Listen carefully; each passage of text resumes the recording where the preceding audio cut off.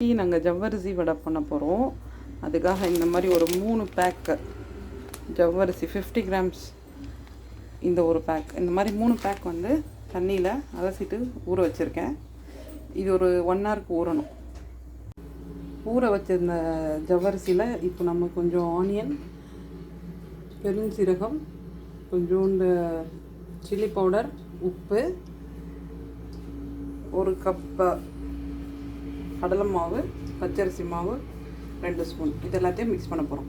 इधर कलाल तो हाथ उठा लो, हाथ धो लो तुम्हें.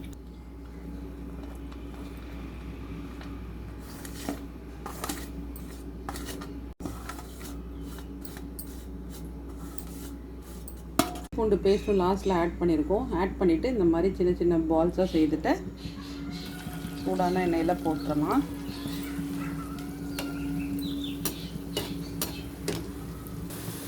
பாருங்கள், முறுமுறுன்னு பொரிஞ்சு எவ்வளோ அழகாக வந்திருக்குன்னு சொல்லிட்டு.